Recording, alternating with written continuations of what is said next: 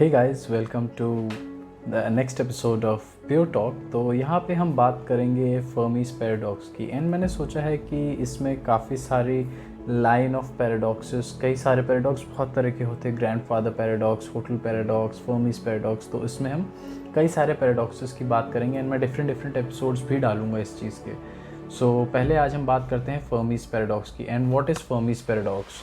फर्मीज paradox को समझने के लिए पहले हम समझते हैं कि हमारा यूनिवर्स कैसा है, यूनिवर्स में प्लैनेट्स कैसे हैं, उस वो प्लैनेट्स कितने हैं एंड उसमें हम कैसे आए एंड अर्थ क्या है।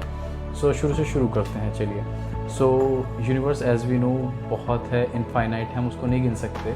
What we know is are observable universe, जहाँ पे हम ऑब्जर्व कर सकते हैं। You can take an example like this कि ये सर्कल हमारा ऑब्जर्वेबल यूनिवर्स है, इसके अंदर हम देख सकते हैं, इसके बाहर नहीं। और इस यूनिवर्स की अगर हम डायमीटर की बात करें तो ये 90 बिलियन लाइट ईयर्स, जो कि बहुत बड़ा डिस्टेंस होता है।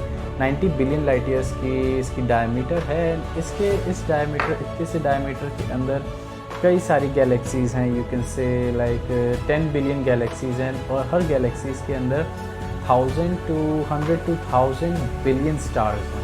तो एक चीज़ होती है कि से दिस लोकल ग्रुप क्या होता है? लोकल ग्रुप ये होता है कि जिसमें कई सारे stars, galaxies, basically a group of galaxies and universe में ग्रुप ऑफ गैलेक्सीज़ जो इसमें हम रह रहे हैं और हमारे आसपास की एंड्रोमेडा गैलेक्सी एंड इस टाइप की कई सारी गैलेक्सीज़ हैं जो रहती हैं वहाँ पे। उनको एक लोकल ग्रुप में डिफ़ाइन करा गया है। उसके बाहर आप सोचो कि मतलब वहाँ पे हम पहुँच भी नहीं सकते, तो उसका कोई मतलब भी नहीं है। तो वो एक लोकल ग्रुप होता है।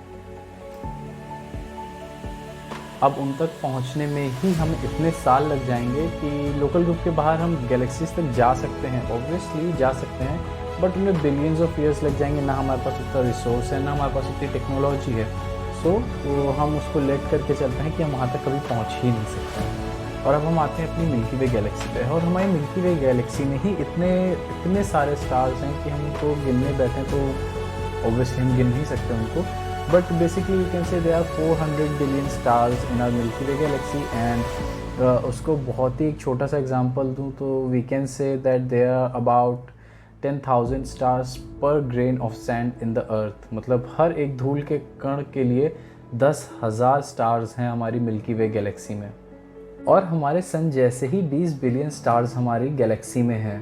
तो अगर हमारे सन जैसे वो 20 बिलियन स्टार्स हैं जो कि हमारी गैलेक्सी में सन जैसे, तो उसमें अगर वो ऐसी कंडीशंस प्रोवाइड करते हैं कि अर्थ जैसे प्लैनेट सर्वाइव कर पाएँ, और उसमें 1/5 स्टार्स अगर सर्वाइव कर भी जाते हैं और उसके भी 1/5 स्टार जो सर्वाइव करते हैं उसमें भी 0.1% भी अगर हम ले लें तो मिलियंस ऑफ अर्थ्स हो गई। तो मिलियंस ऑफ अर्थ जो कि लाइफ सपोर्ट कर सकती हैं। तो सवाल अब हमारा यहाँ आता है, जो millions of earths life support कर रही हैं तो उनकी लाइफ फॉर्म्स हैं कहाँ पे?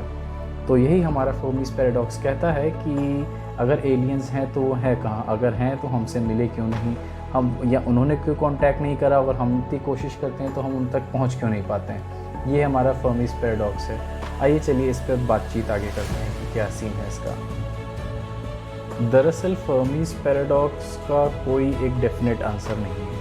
हाँ जी, कोई डेफिनेट आंसर नहीं है। फर्मीज पैराडॉक्स की सिर्फ साइंटिस्ट ने आज तक थ्योरीज दी हैं और उन थ्योरीज़ को आइए हम डिस्कस करते हैं वन बाय वन। मैं फ़ोटोज़ भी डाल दूँगा आप लोग के थोड़े से रेफरेंस के लिए। तो आप करते हैं तो नंबर 1 थ्योरी पे आते हैं हम। तो आइए थ्योरी नंबर 1 पे आते हैं। थ्योरी नंबर 1 हमारी है डिस्टेंस। तो डिस्टेंस ये कहता है कि जो एलियंस हैं वो हमसे इतनी दूर हैं कि हम उनको कांटेक्ट नहीं कर सकते। और अब आप कहेंगे तो कांटेक्ट नहीं कर सकते तो बट हम लोग देख तो सकते हैं उनको कि वो हैं भी या नहीं हैं। तो हम नहीं देख सकते उनको। वो इसीलिए नहीं देख सकते क्योंकि आप एक छोटा सा एग्जांपल लीजिए, धरती से जो चांद है हमारा वो बहुत दूर है। आप कहोगे इतना दूर तो नहीं है कि मैं अपने कैमरे से भी फ़ोटो ले सकता हूँ, सब कर सकता हूँ। बट आप एक एग्जांपल लो, चांद पे अगर एक आदमी है तो उसको टेलीस्कोप से देखने के लिए आपको कितना बड़ा टेलीस्कोप लगेगा? वो टेलीस्कोप एटलीस्ट उसका डायमीटर होना चाहिए धरती के बराबर। अर्थ साइज टेलीस्कोप लगेगा एक चांद पे एक आदमी को देखने के लिए। अब सपोज़ करिए आपको solar system across solar system देखना है, अक्रॉस गैलेक्सी देखना है, तो कितना बड़ा लगेगा आपको टेलीस्कोप? मेरा जहाँ तक मानना है कि हमारे सोलर सिस्टम का जो डायमीटर है उससे भी करीबन 3 से 4 गुना बड़ा टेलीस्कोप लगेगा। और जैसा कि आप और मैं जानते हैं, ना ही हमारे पास इसके ना ही हमारे पास इसके कोई टेक्नोलॉजी अवेलेबल है और ना ही हमारे पास इसकी रिसोर्सेज हैं। आने वाले हो सकता है कई 1000 ईयर्स में अगर हम टाइप 1 टाइप 2 सिविलाइजेशन तक पहुंच जाएं तो हो सकता है। Currently we are at 0.73 civilisation in कडारशिप स्केल्स। वो एक अलग टॉपिक है, मैं फिर से कभी डिस्कस करूँगा, बट टाइप 2 सिविलाइजेशन अगर हम लोग आते हैं तो ही हो पाएगा। तो डिस्टेंस के मामले में तो हम लोग फेल होते हैं कि वो इतनी दूर हैं कि हम उनको देख भी नहीं सकते हैं एंड ना ही उनको अप्रोच कर सकते हैं, इसीलिए एलियंस अब तक हम लोग को नहीं मिले हैं। अब बात करते हैं हमारे सेकंड लॉजिक की। वो लॉजिक ये थ्योरी ये कहती है aliens are long dead. As we know universe 14 billion, if I am not wrong, 14 अरब साल पहले कुछ हमारा यूनिवर्स बिग बैंग के थ्रू एग्जिस्टेंस में आया था एंड हमारे जितने भी गैलेक्सीज और स्टार्स फॉर्मेशन शुरू हुई थी वो 13 अरब साल पहले शुरू हुई थी। तो अगर हम हिसाब लगाएं तो हमारी धरती से 4 अरब साल पुरानी, तो इससे पहले कितने ही हमारे प्लैनेट्स आए, बने, ख़त्म हो गए। तो हो सकता है एलियंस रहे हों एंड वो मर गए हों। मर गए इन द सेंस कैसे कि हो सकता है हमारी तरह उन्होंने भी शुरू से शुरू करा हो, माइक्रोबियल बैक्टीरिया वायरस एवॉल्व होते होते, फिश होते होते वो भी एक नए लाइफ फॉर्म में, इंटेलिजेंट लाइफ फॉर्म में बने हों एंड वो भी हो सकता है उनका इंटरगैलेक्टिक सिविलाइजेशन बन गई हो जो कि solar system to solar system और प्लैनेट टू प्लैनेट ट्रैवल कर सकते हैं। बट लेकिन इतने टाइम के बाद हो सकता है कि न्यूक्लियर वॉर हो गई हो, मतलब कैसी भी वॉर हो गई, वॉर के थ्रू हो सकता है कि कोई डिज़ास्टर हो गया आर्टिफिशियल या फिर नेचुरल, लाइक अर्थक्वेक, वोल्केनोज और सोलर फ्लेयर्स, कुछ भी हो सकता है। और आर्टिफिशियल लाइक न्यूक्लियर, जैसे न्यूक्लियर प्लांट्स हमारे डिस्ट्रॉय हो जाते हैं उसके थ्रू, जैसे भोपाल गैस ट्रेजेडी हो गई, चेरनोबिल डिज़ास्टर हो गया, तो वो हो सकता है कि हो गया हो, उसके थ्रू उनकी सिविलाइजेशन ख़त्म हो गई हो। या फिर हो सकता है कोई एस्टेरॉयड, मीटेरॉयड, कुछ भी उनके प्लैनेट पे आके गिरा हो जिसके थ्रू उनका प्लैनेट डिस्ट्रॉय हो गया, सिविलाइजेशन ख़त्म हो गई हो। तो ये हम एक मान के चलते हैं, साइंटिस्टों का मानना है कि aliens are either very far away और दे आर लॉन्ग डेड। तो मतलब वो है ही नहीं, तो इसीलिए हम उनको कर ही नहीं सकते हैं अप्रोच। तो आते हैं हम अपने तीसरे थ्योरी की ओर जो कि कहता है नो एलियंस। तो नो एलियंस का मतलब ये है कि जैसे हम ही जो ह्यूमंस हैं, ह्यूमंस और हमारे बेसिकली जितने भी जानवर हैं, जो ये लाइफ फॉर्म है, ये पहली लाइफ फॉर्म है अब तक के यूनिवर्स की, इसीलिए हम और कोई नहीं देख सकते क्योंकि और कोई है ही नहीं।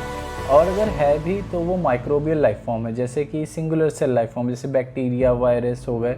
और अगर मल्टी सेलुलर भी है तो जैसे कि जानवर हो गए जो कि उनमें खाली सर्वाइविंग स्किल्स होती, इंटेलिजेंस नहीं होती, तो उनसे हम नहीं कर सकते हैं कांटेक्ट। सो बेसिकली ये है कि नो इंटेलिजेंट लाइफ फॉर्म्स, मतलब हम ही एक इंटेलिजेंट लाइफ फॉर्म है अब तक की सबसे पहली, इसीलिए हम और लाइफ फॉर्म्स तक अब तक नहीं मिल पाए हैं। एक थ्योरी हमारी ये भी आती है ज़ू हाइपोथेसिस।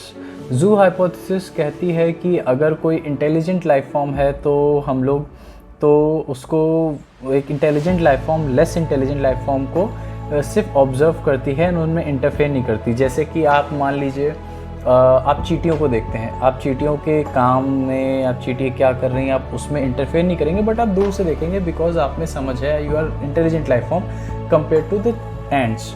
सो वैसे ही हम मानते हैं कि एलियंस हैं एंड अच्छे खासे उनके काफ़ी इंटरगैलेक्टिक एलियंस हैं एंड उनमें काफ़ी इंटरगैलेक्टिक हैं वो, और उनमें अच्छा खासा इंटेलिजेंस एंड सब कुछ है, बट वो हमको ऑब्जर्व पहले से कर रहे हैं थ्रू यूएफओज और various things, but through various things, but वो हमको हमारे एवोल्यूशन में इंटरफेयर इसलिए नहीं कर रहे क्योंकि वो हमको बहुत ही छोटा समझ रहे हैं, क्योंकि उनके सामने हमारी टेक्नोलॉजी, हमारा इंटेलिजेंस अभी कुछ नहीं है, इसीलिए वो अभी हमको डिस्टर्ब नहीं कर रहे हैं, आप कह सकते हैं, वो हमको डिस्टर्ब नहीं कर रहे हैं। तो they are not just interfering, they are just observing us. तो एक थ्योरी ज़ू हाइपोथेसिस इसको कहते हैं, तो ये एक थ्योरी साइंटिस्टों ने ये भी दी है। एंड मेरा एक पर्सनल मानना भी है, मेरा एक पर्सनल भी थ्योरी है कि जैसे अगर लेट्स सपोज कि प्लूटो पे भी अगर एलियंस हैं तो इस करंट कंडीशन में हमारे पास ना तो टेक्नोलॉजी है और ना ही रिसोर्सेज हैं, ना ही मैन पावर है और ना ही बेसिकली कुछ नहीं है हमारे पास कि हम प्लूटो पे जाके देख सकें कि क्या हमारे पास लाइफ फॉर्म्स जो हैं अभी वहाँ पे हम उनसे इंटरेक्ट कर सकते हैं या नहीं कर सकते हैं। तो हमारे पास इतने रिसोर्सेज ही नहीं हैं कि हम उनको जाके देखें कि वो हैं भी या नहीं हैं। तो ये पर्सनल मेरी थिंकिंग है कि हम अगर पास में भी कोई है तो हम उस तक कभी पहुँच ही नहीं सकते, एटलीस्ट नॉट फॉर 500 ईयर्स और सो। तो गाइज़ ये था एक छोटा सा एक्सप्लेनेशन फर्मीज पैराडॉक्स का। होप आपको समझ में आया होगा, अच्छा लगा होगा। एंड आगे मैं और डालूंगा, ऐसे कई सारे पैराडॉक्सेस हैं जिन पे मैं डालूंगा, वीडियोस बनाऊंगा। एंड आप लोग सपोर्ट कीजिए। एंड तब तक के लिए थैंक यू, धन्यवाद एंड सायोनारा।